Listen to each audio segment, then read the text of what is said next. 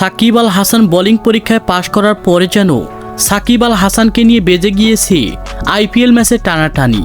একদিকে টানতিছে কলিকাতা দল, অপরদিকে টানতিছে চেন্নাইয়ের মতো শক্তিশালী দল।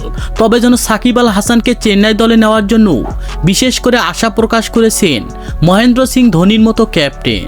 মহেন্দ্র সিং ধোনির কথা হলো যে এই সাকিব আল হাসানের মতো অলরাউন্ডার প্লেয়ার যদি আমাদের চেন্নাই দলের হয়ে খেলে তাহলে যেন আমাদের চেন্নাই দলের জন্য একেবারে প্লাস পয়েন্ট।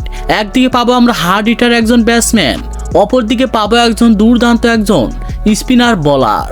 আর সেই চিন্তাভাবনা করে যেন কলিকাতার চেয়ে বেশি টাকা দিয়ে দলে ফেরাতে চাচ্ছেন চেন্নাই দলের ক্যাপ্টেন মহেন্দ্র সিং ধোনি সাকিব আল হাসানের মতো অলরাউন্ডার প্লেয়ার কি। তো দর্শক, আপনারা সাকিব আল হাসানকে আইপিএল দলে কোন দলেতে চান, কলিকাতা দল নাকি চেন্নাই দল?